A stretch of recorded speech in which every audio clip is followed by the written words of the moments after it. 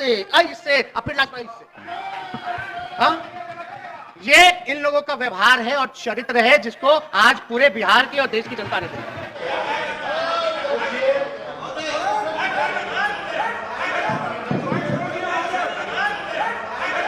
ऐसी ही होती है सनक, वो सनक जो सत्ता से बेदखल हो जाने के बाद विपक्ष की कुर्सी पर बैठने के बाद आती है। ये वही सनक है जिसके सामने समझ नहीं आता कि कौन स्पीकर है, कौन डिप्टी स्पीकर, सदन कहां है और कहां खड़े हैं खुद हम। क्योंकि जो आज बिहार विधानसभा में हुआ उसे खबरों में आप पढ़ेंगे तो पाएंगे कि बिहार विधानसभा की कार्यवाही हंगामे की भेंट चढ़ गई। लेकिन आपको बता दें कि सदन हंगामे की नहीं बल्कि बीजेपी की सनक की भेंट चढ़ गई है। नहीं तो ऐसा भी क्या उतावलापन कि सीधे सदन में बोलते बोलते माइक के साथ कुश्ती शुरू हो जाए, मरोड़ दी जाए माइक की गर्दन, मुट्ठियां भींच ली जाए ऐसे कि मानो कोई मुक्केबाजी का मैच हो रहा हो। और जब सदन से हो निलंबन तो कहे नेता कि हम दलित हैं सो प्रताड़ित किए जा रहे हैं। नमस्कार, आदाब, आप देख रहे हैं खबर अड्डा और मैं हूं आपके साथ सुम्बुलीरम। बीजेपी के विधायक सदन में खड़े होकर अपनी सनक दिखाते हैं और निलंबित होने पर दलित कार्ड खेलने लगते हैं। तो दूसरी ओर सत्ता में बैठी आरजेडी का कहना है कि बीजेपी को समझ में ही नहीं आ रहा कि विपक्ष में बैठा कैसे जाए। आज विधानसभा में जैसे ही बीजेपी विधायक लखेंद्र पासवान द्वारा माइक तोड़ने की घटना सामने आई तो बीजेपी पर तंज कसते हुए आरजेडी ने अपने आधिकारिक ट्विटर हैंडल से बीजेपी पर आरोप लगाया कि बीजेपी को विपक्ष में कैसे बैठना है समझ ही नहीं आ रहा। आरजेडी ने ट्वीट किया, लोकतंत्र के मंदिर में विपक्ष के रूप में बैठने के लिए जिस धैर्य और सौम्यता की दरकार है वो इस दंगाई और गुंडाई भाजपा में कतई नहीं है। सत्ता तो दूर की बात है, भाजपा विपक्ष में भी बैठने के लायक नहीं है। समाज को तोड़ने की राजनीति की परिचायक भाजपा से और क्या ही उम्मीद की जा सकती है।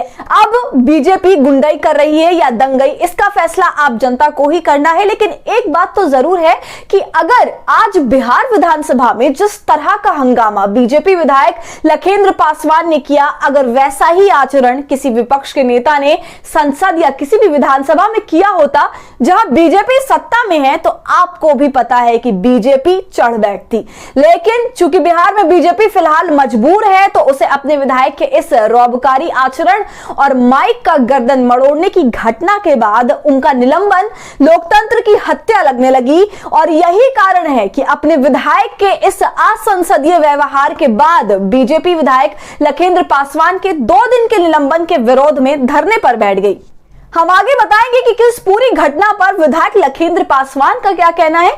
लेकिन पहले आप मुक्केबाजी के मैच के लिए माइक को ग्लव्स बनाकर हाथ में लपेटते विधायक जी का वीडियो देख लीजिए।